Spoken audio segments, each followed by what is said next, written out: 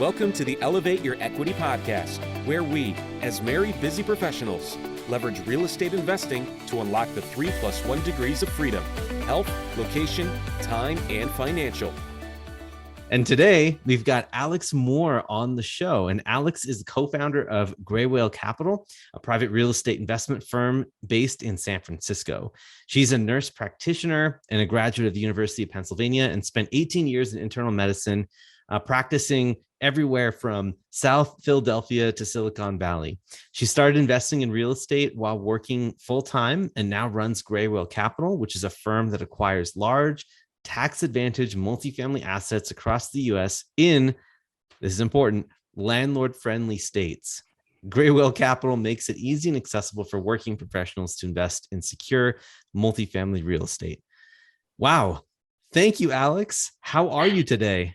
I'm doing well. Thanks so much for having me. I really appreciate it, Derek. I've been looking forward to this. Also, it's been 10 years that I was in internal medicine, but 18 I will take. I look so good for my age. You just don't know it because you can't see me. I got it. My bad. Yeah. So it is 10 years, but still, I think the wisdom that you bring wouldn't surprise us if it was 18 in spite of the 10. So there you go. Mm-hmm. So let's go ahead and start like we always like to start, which is tell us a little bit about how you found real estate investing and how you got that spark to continue going down the path.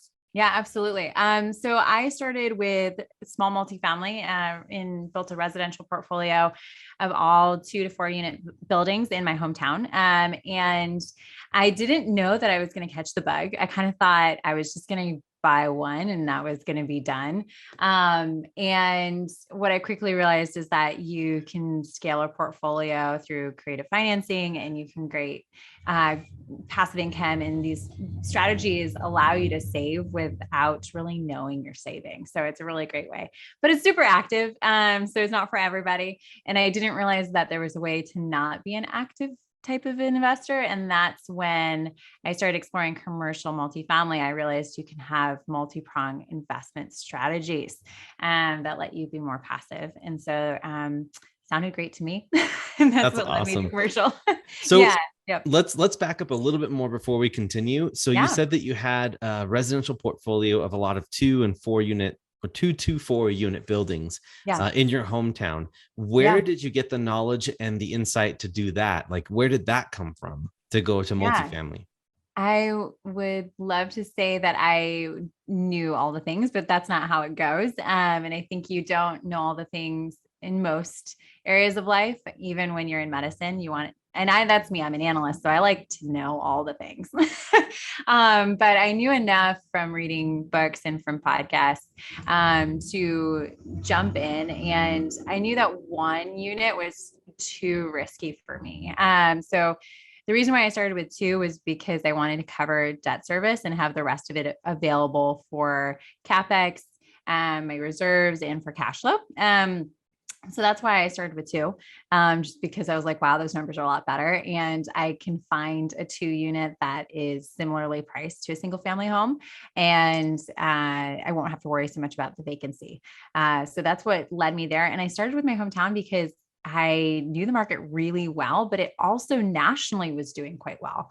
And so I was like, okay, well, if it checks those boxes, I should try it. So that's what led me into getting into it. And I don't know if we've talked about this, my husband and I, did we know anyone in real estate from a personal level? We actually didn't. And I think most people do have a family member or someone who was like, yeah, you should get into it. But this was kind of radical. Our friends and family were like, okay, you're buying a duplex. Like, okay. And the only person that really was like, this might be a good strategy was actually our financial advisor, who knew us quite well and was like, you guys have enough gumption to be able to figure this out. And I don't think this is high risk because I know you guys, and I know that you have underwritten a duplex, which most people don't underwrite a 2 unit. Most people just are like, hey, broad strokes, looks good. But we had underwritten it. And so our financial advisor was like, yeah, go for it. I have to give your financial advisor some credit here because most financial advisors are like, no, run away from it. And the only reason they say that is because they don't understand it well, or they don't understand it well enough, because as you know, real estate is kind of like this art and science all wrapped up in one. And it's very hard to advise people on what the right type of investment is. Whereas with stocks, it's a little bit easier to kind of find, to break the criteria down, and it's easy to enter and exit. Yeah. Anyway, we're not talking about that today, but Yeah. I totally get it. So Yeah, that's 100%. awesome. And then the other thing is like, they aren't really incentivized to promote real estate as in another investment structure because they're not going to make any returns on that because you have a management fee that they collect from what you have with their brokerage firm, and they're not going to get that if you're putting it in real estate. So it's actually very impressive that our financial advisor was so supportive. Yeah. Given all the reasons not to. Of course. So let's go ahead and shift now and start talking a little bit about what you're doing right now. Yeah. Because we heard about where you came from, what you're doing, all very impressive. And before we head into the details there about talking about how to build a team, which is something that everyone needs to know how to do because it's going to make your life so much easier and you'll be able to achieve so much more with a team, right? Yeah. Let's talk about some of the skills that you have been using in your medical career that's been leveraged, so to speak, in the real estate investing career. So maybe you can talk about that and help inspire some folks to do the same by leveraging some of the good skills that they're learning in the W-2 and putting it in real estate. Yeah. So I think that's a really good question. So I'll start with two things that I think were really applicable. One was that the first job that I had as a nurse practitioner was at an FQHC. So you're serving low income and underserved populations. And the demands of that role are incredibly high, both from how many patients you have to see per day to the types of cases you see and the broad backgrounds that people are bringing in. So especially with refugees, a lot of them have a lot of trauma, and they're coming in with a lot more than just health needs. And those visits are limited to 10 minutes. Like that was my appointment slot, 10 minutes. I just see 20 patients a day. And the clinic did not run really efficiently. And so one of the things I did first was actually systematize how do patients get from the front to the back and how do I get through a visit in a very efficient way. So I reduced their wait time, which was over an hour, from the time that they came in to the time that they were seated in the back of office. That was not even the time to then see a provider. But I made a system from front to back, and then I systematized my visits so that they were super efficient, even if I had to work with an interpreter. And I apply that to business. Like I make a system for everything. So from seeing a deal for the first time to first pass underwriting to calling the broker to what is the level line by line way that we look at the underwriting. I've made a system for it. You should see the SOP. My husband's like, that's nuts, but we follow it. And it's a way of creating a process that says like, we are going to have output that makes sense. We're not winging this. We don't have just a guess on it. So that was the first thing that I did. And the other thing that I've applied for my medical background is that analysis portion. So a lot of medicine is you're throwing out a number of possible diagnoses and you have to figure out what's the most likely. So you create a plan to capture all that data and then you look at it. I actually love that part of medicine. I think that's the best part of it. And you do that with buildings too and assets. You get all the data, both starting like from very macro to very micro. So you look at the broad area and then I get down to cross streets. Like I'm like, what are these cross streets like? What's the crime here? What are the traffic patterns? What do we have to worry about there? And then all the additional income is awesome. Oftentimes where we can hide things that probably aren't true income. So I really look by line on additional income that comes in. Hey, is this true income that we can count on? Or is this kind of like, we took on some risky tenants, we're going to get some extra risk fees here, which is actually more liability for your building. Yeah. So this is something that's close to my heart because I am an engineer by training. So yeah. I love these checklists. I love the attention to detail. And I love that extra focus on what is true and what's not. Yes. And I think that those two things that are very, very much attainable in the W-2 world are something that makes so much sense and can be a huge advantage in the real estate investing world. So those are great things to run off of for sure. So for those of you out there who are maybe wondering whether or not a real estate investing career is for you, hey, the detailed approach can serve you very, very well, especially when we start talking about teams, right? And processes. And I'm sure we're going to get into this in just a second, right? Mm-hmm. So before we jump in to the team, I have to ask one more question. Yeah. When was the moment that you realized that you needed to start building the team, that you need to start surrounding yourself? Because people like you and I tend to be soloists and we like to know everything ourselves, right? And so where was that moment that you realized, oh my gosh, I need to start getting help? That probably came after. So during the raise of the first close that I did, while I was also managing our personal portfolio, it was too much. Like, I think you can't wake up in the middle of the night and be like, oh crap, I totally forgot to schedule the plumber for that leak at my one apartment in my personal portfolio, while also trying to do a larger deal. So, I realized that there were two objectives. I needed to get my personal portfolio off my plate. And then I also needed to find a way where my business could scale. And that is really by finding the right people and putting them in the right roles. So, I did both. So I was like, I'm going to hire for both companies at the same time. So I have a property management, firm for my portfolio, and I took a long time to hire, but I found the right person and she's rocking and rolling. And then same thing with Greywhale Capital is I have gone through so many interviews and I have learned that as an entrepreneur, you may not be the best at providing direction. So I've had to coach myself in that because I've realized that it's not often the person per se, but it can be the manager, and I'm the manager. So that's been a learning curve for myself. And I think that's been an important one. Yeah, I think so. I have to draw from some of my own experience here too, because when I hired the first virtual assistant, right, that's always a big thing, right? You're nervous about how that's going to work out. One thing that I've gotten feedback from my spouse and also from the person that we're working with is that putting yourself in the other person's shoes and assuming that they don't know anything, assuming that they are, I don't mean this to sound crass or anything, but assuming that they are, like a high schooler, or assuming that they don't know anything about what you're trying to describe, the more detail you can put in there, the more you allow them to read between the lines and really supercharge helping them provide judgment calls for you, which is really like that space between the SOPs, the space between the processes that you need help with, right? Yeah. The blind spots. And so I personally have a knack for knowing what it may be like to be in the other person's shoes, because I've been doing that for a very long time now as a project manager and in our work. And so what have you learned while building a team that was absolutely essential looking back that you wish you had known starting out? Two things. The first one I wish I had known starting out was that there's tools that can help you.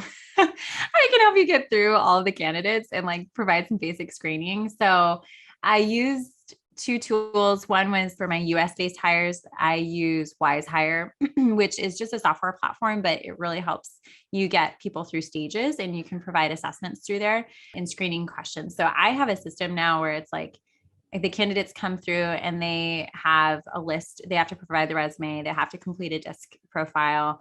And then from there, they have to do my screening questions. If they don't make it past that, like that's actually a good thing. And then from there, I give them an assessment. So I give them like a test, like, hey, if this was your situation in X, how would you handle it? Or I give them, if they're an underwriter, I give them a sample deal.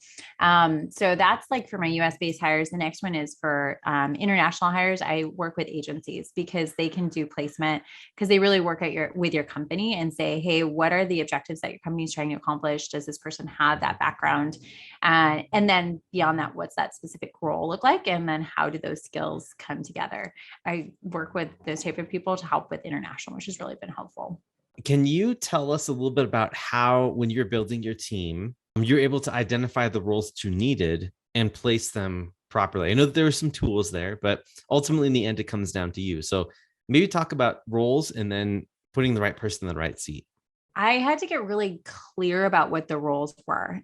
So I think when you create a job description, you're like, okay, this person's going to do these amount of tasks, but those may not be exactly adjacent tasks. So you want to have them be very specific and something that would fall under one type of job. And when you're starting up, you're kind of like, well, I just need more help. Like I'm like, there's so much to do. I need just more bodies. But by getting really specific about what are your P0, like what are the absolute most important things that need to get done in your day and who's going to be that person to do that and what does that role look like, super important. So I get really granular on the job description. And then I also, that disc profile, actually, I find really, really helpful because people may apply for a role and feel like that's something that really interests them, but their disc profile actually doesn't align with what would fit that role. And honestly, having interviewed people, I'm like, actually, it's pretty spot on where you're like, yeah, you said that you wouldn't like do well at this assessment and you didn't. And that's no fault to that person. It's just, hey, where does your role fit with your personality? And I think that's really helpful. Can you talk a little bit about the disc profile, just in case there's people out there that don't know what that is? Yeah. So the disc profile you can take for free. There's a few different components to it. And it says basically, what are your strengths? And are you someone who's super decisive, likes to make decisions on your own? Are you someone who is more like, give me a guide path, like tell me exactly what I want to do, what I should be doing? And what are your reward systems? Like, where do you find motivation? Are you a self-starter or are you someone who like needs a lot of feedback? So roles that are good for people who like information and a structure and feedback are, hey, did the answer get correct? And so like underwriters are really good for like, this is my process, this is what I do. And like, is the answer right? That's kind of like an overview of what the disc does.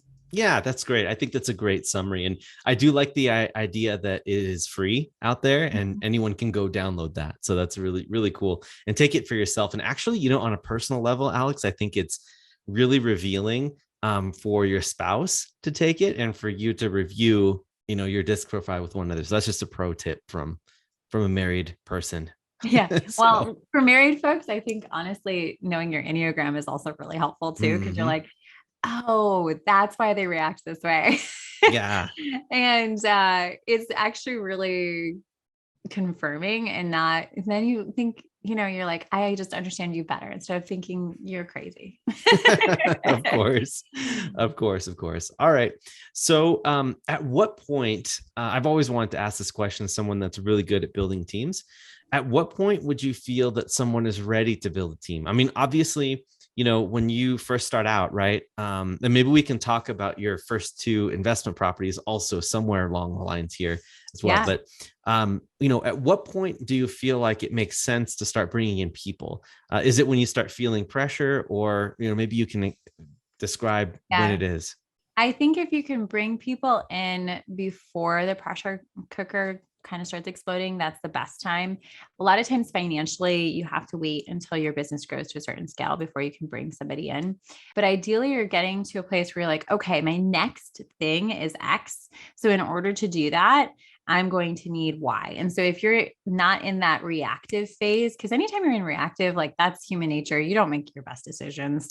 So if you can be proactive and you can see, okay, in a month, my company's going to be at X. In 3 months, we're going to be at this spot. And like, what does that team look like?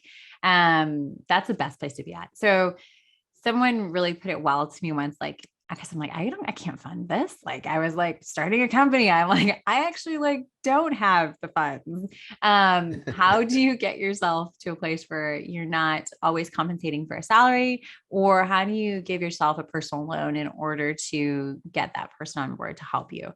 So just being more creative behind the thought of how does compensation work and how do I get that compensation for this person? Can you talk a little bit about the mindset behind someone who's ready to build a team as well? What has to be there? What's a prerequisite there on the mindset piece before you bring them? Because I heard a lot of things like you mentioned, just take out a personal loan, to hire someone to get something going, right? Well, yeah. I mean, for some people to do that, like at least me in my like 5 years ago, I'd be sweating bullets if I heard that. Right. Yeah. And even if everything you said made sense that, okay, I need someone to help out. Can you talk a little bit about the mindset there, or maybe something that you learned behind that before you started bringing people on? So I think that's always my continual barrier. Like, who stops me is me. And so I think that's been the biggest shift for myself. And I look back 5 years, I'm like, holy cow, I came so far. But I in present moment, I think of all the things that are keeping me from what I want to achieve. And that's oftentimes just my mental barriers.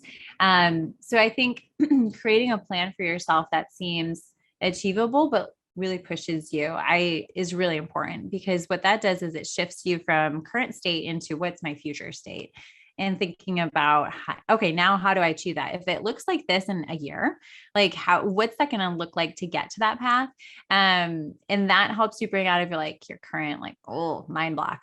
And oftentimes I found that talking to other people, they're like, well, this is the solution. And you're like, oh my gosh, I've been sitting with this for more than a day. How did I just sit with this and not just ask? Yeah. So asking for people, just to hear you out. So I've found that my best people to be around are other people who are building, or good friends who are willing to listen to the problem and say, hey, this is actually a thing that you can find a solution to. So wise there. I love that. I wish that I had this advice when I was starting out, Alex. Geez, Go talk to yourself 10 years ago. Yeah, exactly. Yeah. So one last question that I want to ask before we start going more into recommendations for people and some other stuff, right? There are a lot of electronic tools out there too. There's automation, there's processes. For me, I tend to be sort of a person who, instead of hiring someone, I want to keep things tight and I want to build processes and SOPs, right? So just like you and I. Now, can you talk a little bit about the balance between process tools or processes in general, and then a team member, and how you know what's right for you when? I 100% align with that. I want to just know what the process is going to be, and then I'll do the thing. Then I'll make the hire. And I am very, step by step by step. The problem with that is, if I look at my time horizon, if I'm the one doing it, oh my gosh, I'm not going to hire anyone for a year. I'm going to want their job perfect before I hire for them. So if you're finding the right person in the right seat, then those folks are the ones who are going to look at what you have and what your problems are. And they're going to say, okay, I want to present this to you. So you give them the SOP. You say, hey, I want you to build out what it looks like to do X. And here is an example. And you're having them go through those bumps, because your job is to review that process and say, oh, I think we need to refine this step right here. It looks like this is a problem. And anytime you go through something new for your company, that is such a learning. So much learning happens in that. And then you look back and you're like, okay, we're going to solve all of the things that didn't go as well as we wanted it to, because I don't want to go through it again. So I think that's 100%. I had to change my thought process on I have to be the owner to I'm the owner of the business, not the owner of the process that happens in the business. There's some internal conflict that comes out from that, right, Alex? Because, it takes a level of trust. Yes.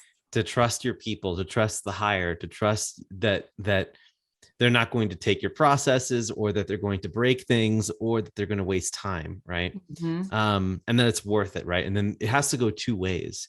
Yeah. And, I think that that's really, really huge, because when you start building processes and you start boxing things in, there's no trust there. There's kind of well, we just feed it in and feed it out. And then who's responsible for building those boxes? Well, it's you.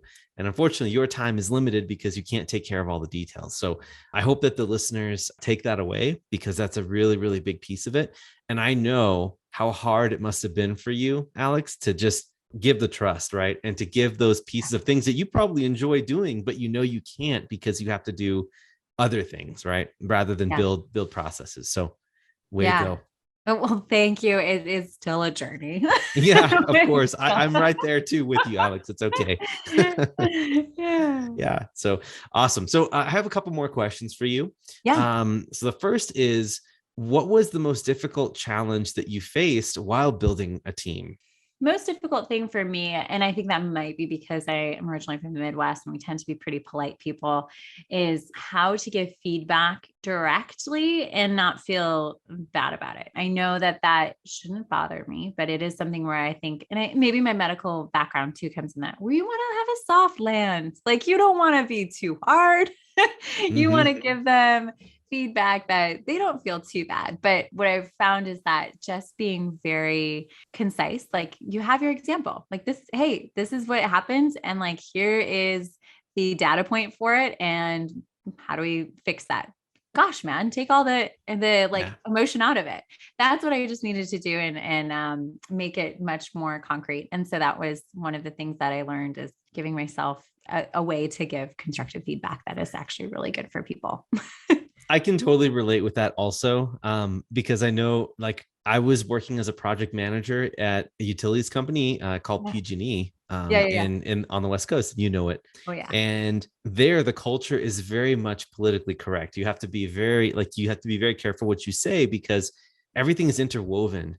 Mm-hmm. And if you make someone upset, you could blacklist yourself off of a whole department.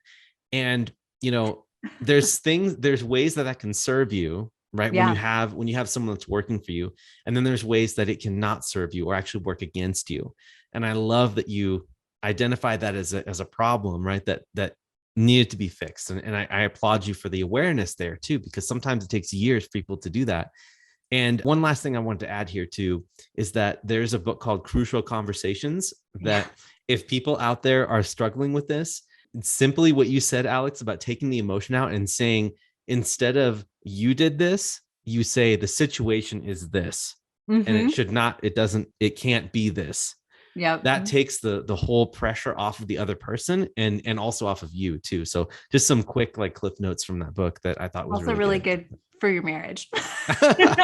Yes, very true. So true. Oh my gosh, man. As long as my wife listens to this, then you're getting some extra points here. I need to catch up and make some good comments as well that are relationship relevant as well. So, all right. Last question that I have for you is, what advice do you have for people who are maybe starting with nothing and maybe feeling that itch to maybe need to start building a team? Like, where do you go? What resources do you tap into? What kind of things did you do when you were first starting to explore this route? Yeah, well, I think a lot of places that I looked was actually business. So being in real estate, there's a lot of real estate podcasts out there, which are really helpful if you're building your portfolio or you're getting into investments and you just need to understand that. If you're building a business, it's like, okay, that's another entity. Like it's a beast. And so I need to find more resources on that. So I listened to a few podcasts on businesses specifically, and then also read books too. So a few of my favorite books that are just like about business are like Think Bigger is a really good one. And then like Getting to Yes is a great one for negotiation and talking like when you're in deals. And another place that I look for just like inspiration, because that also happens when you're an entrepreneur, is like you need to be inspired is How I Built This by Guy Raz. I love that podcast because I think it allows you to look at how do other people structure their businesses when it isn't necessarily yours, and where did they do well and not do well. That's great. Thank you for that. That's good stuff. I know that I'm going to be adding those to my reading list right now. So good stuff. So before we head into the rapid round, I know that there was a story about your first 2 investment properties. It seemed like there was a lot of work there. I want to make sure that we hit this, right? And maybe we can talk about it from the lens of, what would you have done differently? Would there be a team involved or more involved? Let's talk about those first 2. So I'll let you tell a story and maybe we can go from there. So we decided to buy 2 properties right away at the same time. Because we were looking at, do we do long-term rentals? Do we do short-term rentals? And what ended up happening is got a good deal on both at the exact same time. The closing was, I think, 2 weeks apart. What we ended up doing was buying the 2-unit all cash, and we did a cash out refinance and bought the short-term rental 2 weeks later, had just enough time to get to closing with the funds, which was a little scary. But we made it.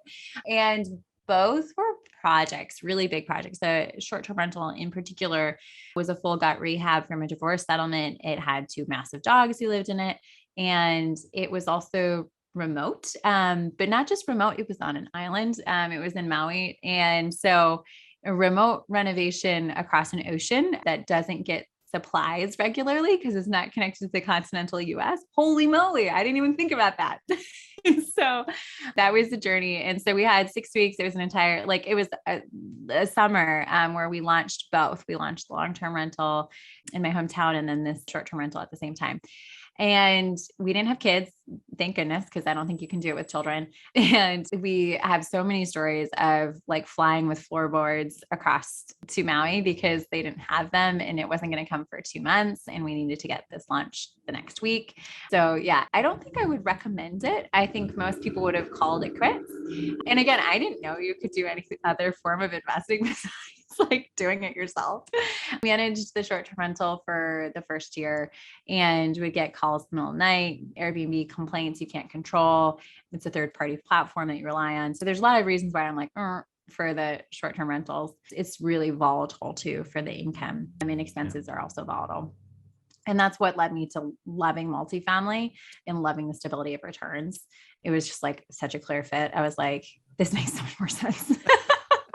I mean, going to Maui is not that bad, but going to Maui with like floorboards in your seat while you're sitting there in business class or wherever, however you're flying is. Oh no, I was crazy. in the back. I was in the economy. Back. Exactly. Oh yeah. You're lucky to get on board. That was the ticket I bought. Oh my gosh.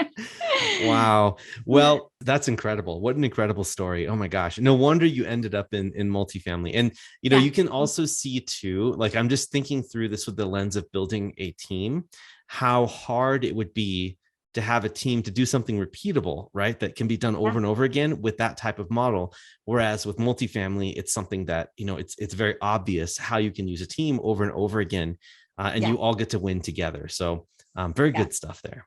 Yeah. And you're creating systems around multifamily that just make a lot more sense too. When you're dealing with like acquisitions, there's a process, and property management is all systems. And you can't really anticipate that as much with hospitality. It's just a different piece on its own. You're dealing 100%. With people on vacation. Yeah, for sure. People that will complain about every little thing, right? Like, something not folded correctly or, no towels available, that type of thing. I totally get it. Toiletries running out, all of that. Yeah, for sure. Okay. All right. Well, this has been so great, Alex. Like we've learned so much about building a team from you. You definitely know your stuff here and have done something very repeatable and something that everyone can learn from. So I appreciate you for that.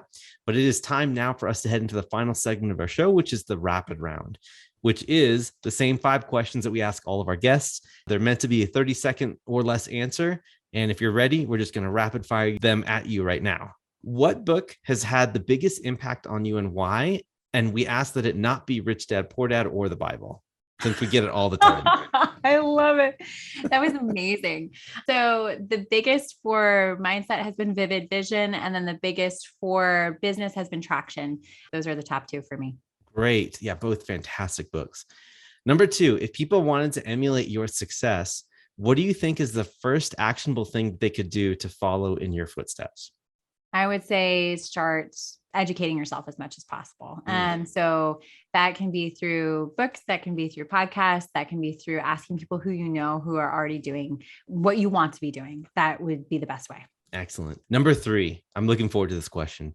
What is one tool, process, or hack in the last 3 to 6 months that has helped you save time and or effort?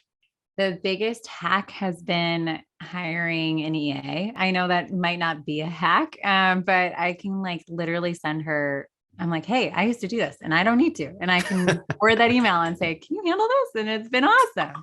So that's been the biggest hack so far. And another one, if you're a parent, is prepping the coffee before you go to bed. That's been nice. An amazing hack. Prep that coffee machine, flip that switch in the morning. It's life-changing. I love that. One quick thing. I know this isn't part of I guess it's kind of related here. What electronic tools or how do you coordinate with all of your team members? Do you use Slack or do you use WhatsApp or how do you do that? We do Slack and we do Asana. Those are my bread and butter, live life through those. Yes. We're still real tied to Google Drive, but I'm trying out Notion. We'll see how it goes, but it's not as intuitive at least for me, as I wish it was. Right. Very cool. Yeah, no, those are my two go-to tools, and also Google Drive. So those three things that you use, I'm glad to hear that I'm going down the right path, Alex. It's a good thing. You got it. Number 4, if the people you know had to describe you with one word, what word do you think that would be? Oh gosh. I hope that I would say that I am a compassionate person, and I think I have a great heart for other people. And I think that translates from medicine. But also it's good for the person who's investing your funds to like actually care about you. So I hope that reads to friends and family as well. Cause folks, it's all about each other. And honestly, like that's what we're doing is trying to help one another. So yeah. And I love how you have the health approach and the wealth approach that you're trying to help people with. And so it doesn't get better than that. So that's the awesome stuff. Well, thank you. Number 5, what small thing do most people not know about you? Oh, probably that I actually really love a good craft beer. So I grew up in Michigan, and they are really known for craft beer, and I love it. Like that's awesome. Pretty much any beer. You have got to come out to some of the states I used to live in, like Colorado and Washington. They have incredible craft brew culture here. So it's really, really cool stuff. I like to joke that Michigan is just a thoroughfare to Denver. Because it's like where half of my family ended up for a period of time. So yeah. Very cool. Awesome. Well, Alex, thank you so much for coming on the show. We have learned so much. And again, it was a pleasure to have you on. But before we go, why don't you tell the audience a little bit more about what's going on in your world, how they can learn about you, and anything else you want to discuss? Yeah. Well, if you want to connect with me, feel free to reach out through my website. It's greywhalecapital.com, and Gray is spelled with an E. And so my email's on there. I would love to chat.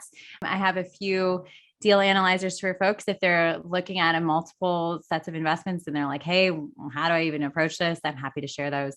And then we're working on some deals in Houston, and I'm super excited about it. Awesome. Yeah, we're talking a little bit about that before we hit record.